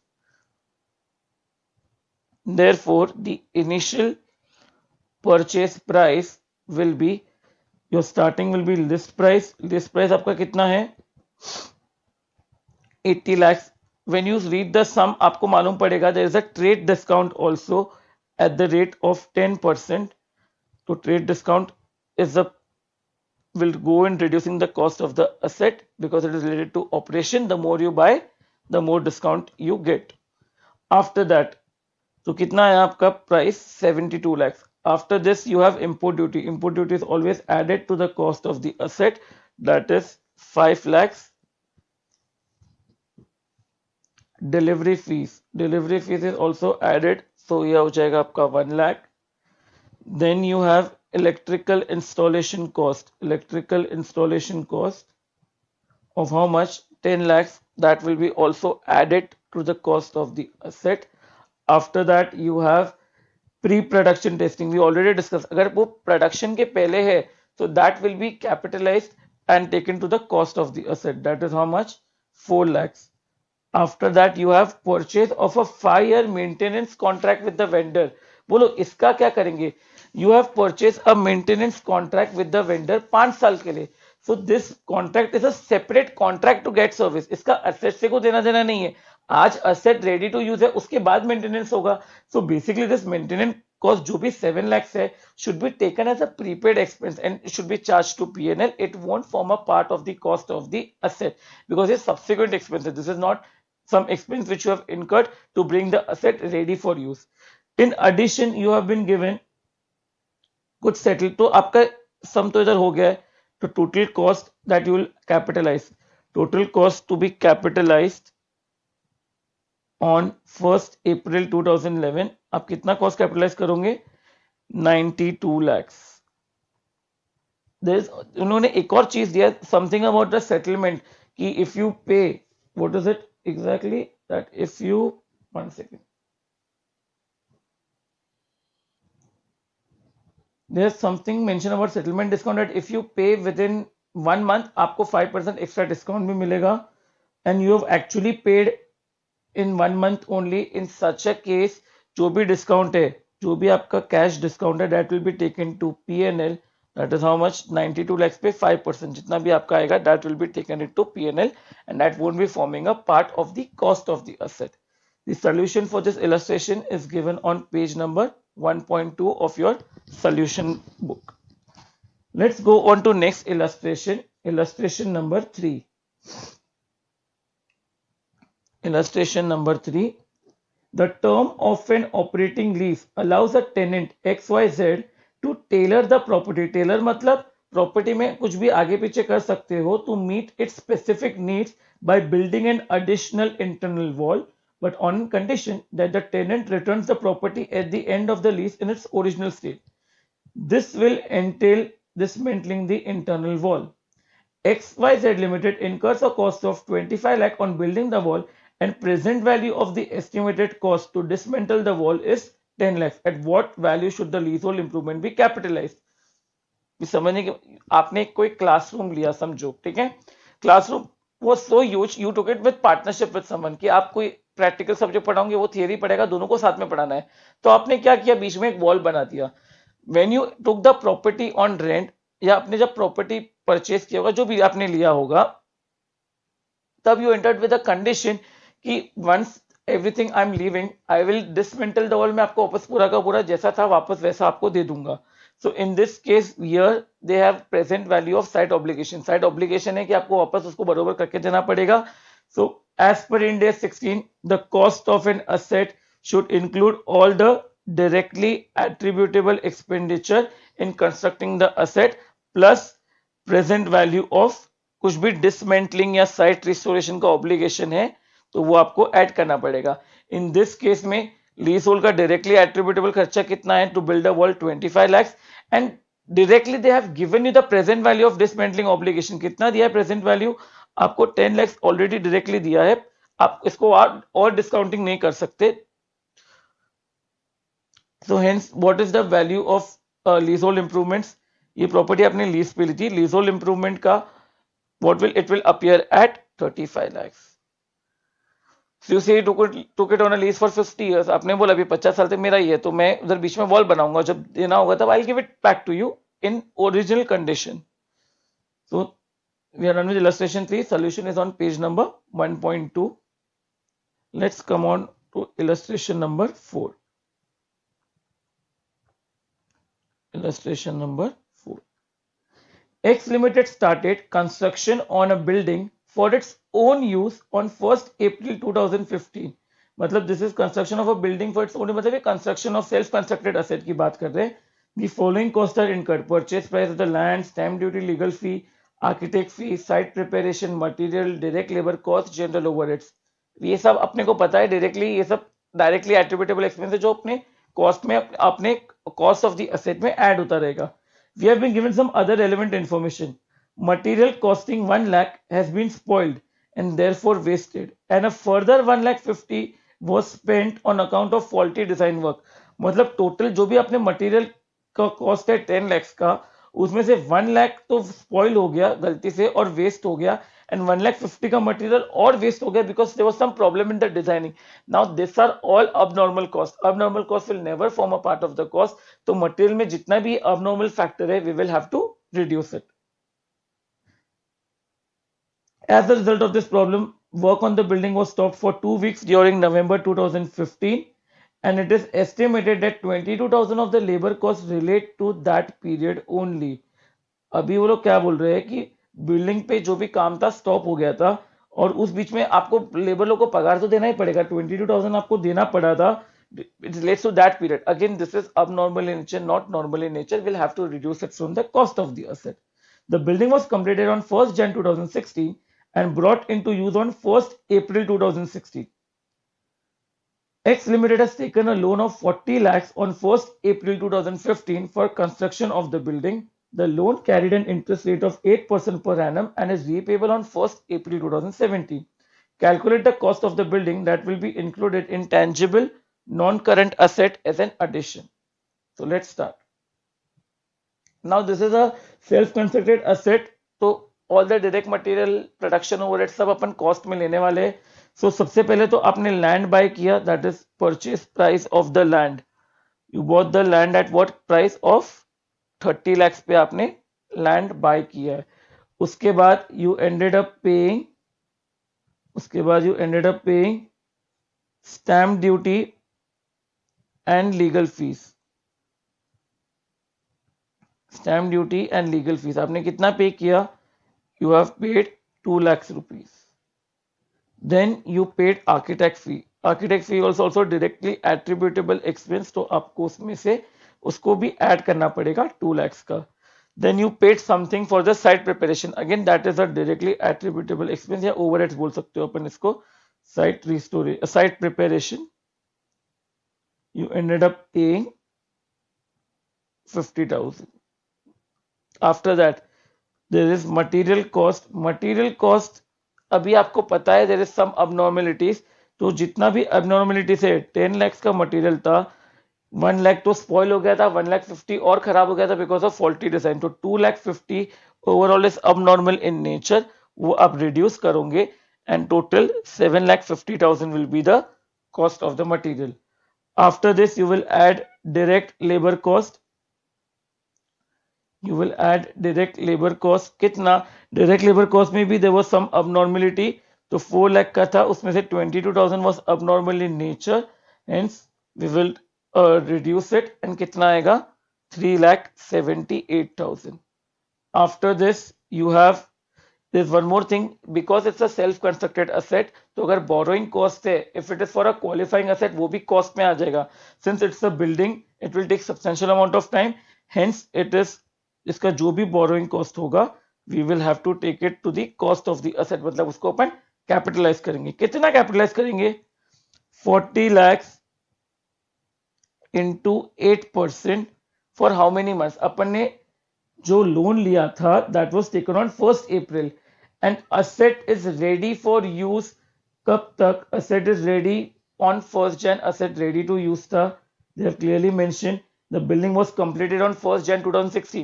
तो only the expense which is incurred to till the asset is ready to use वो ही capitalize होगा, बाकी उसके बाद जाएगा आपके P&L में. So from April you will have it till April, May, June, July, August, September, October, November, 9 months.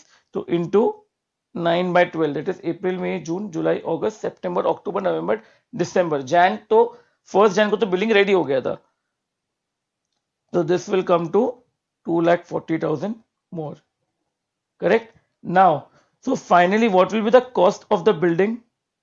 The cost of the building, आप इस सब चीज को ऐड करो.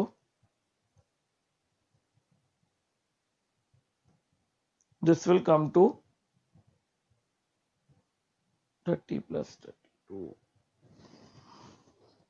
This will come to 48 lakh 18,000 is the cost of the building. नीचे you have to write notes.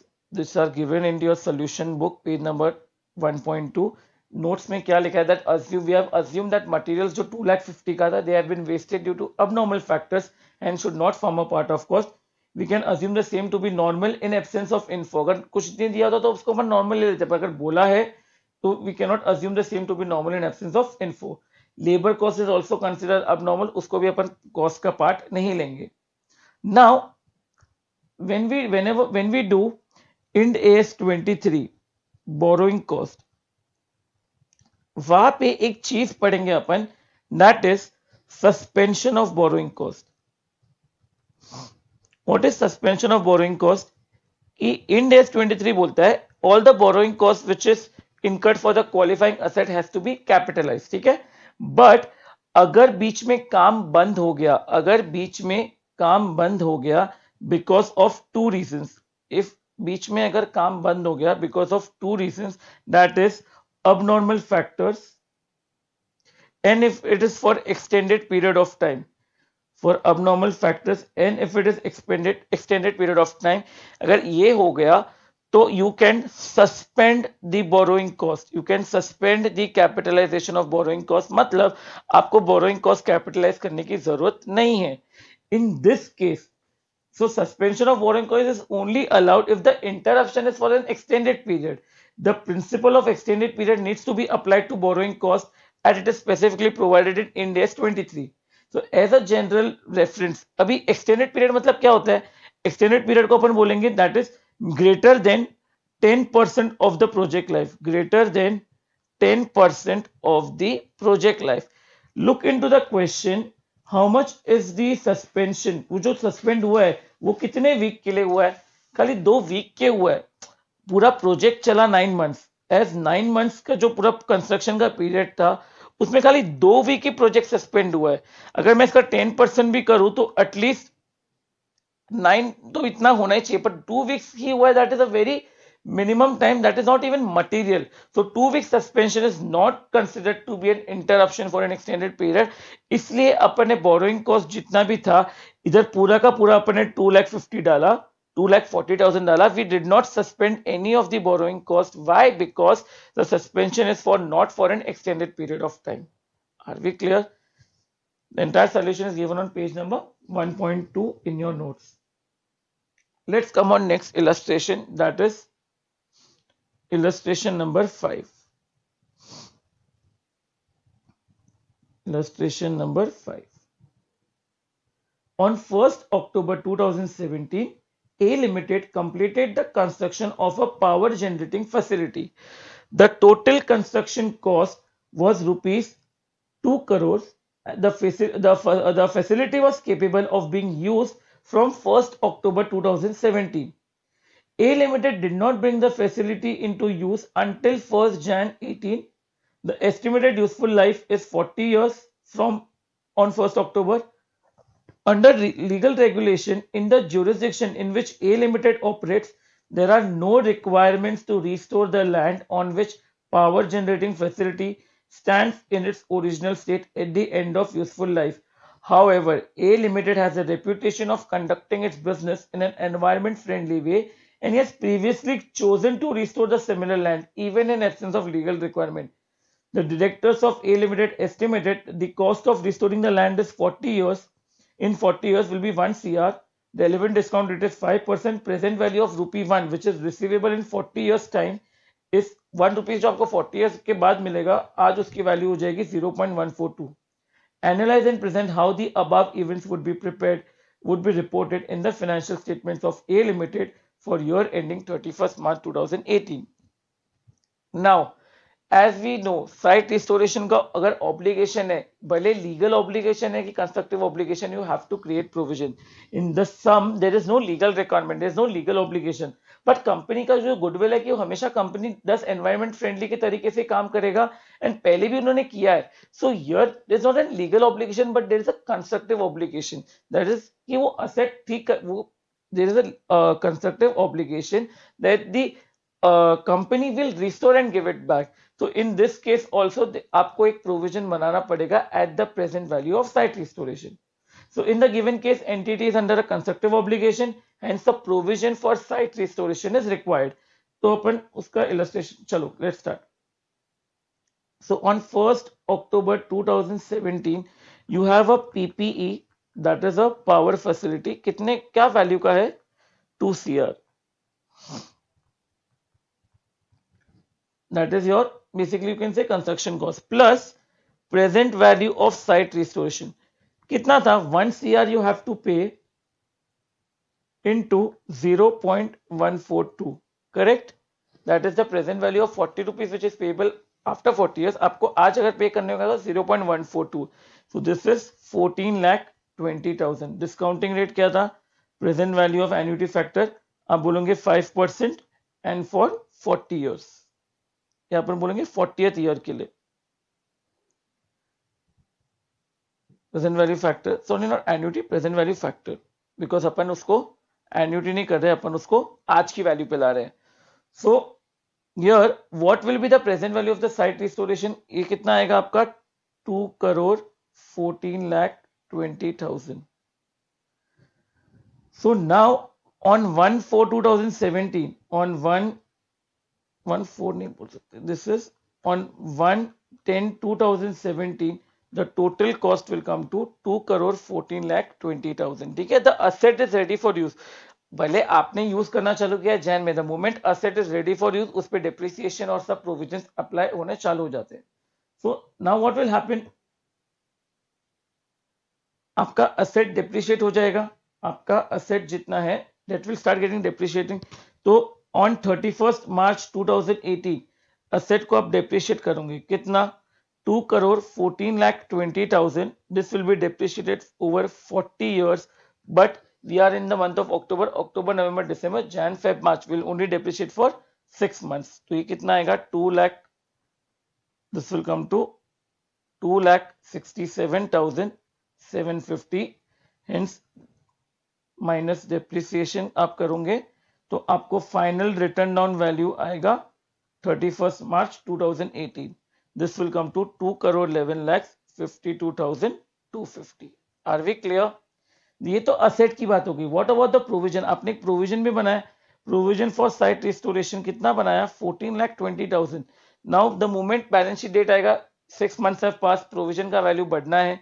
So you will add finance cost. कितना finance cost add करोगे 14,20,000.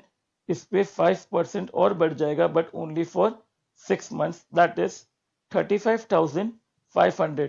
So your provision balance that will be appearing as on 31st March 2018, that will be 14,55,500.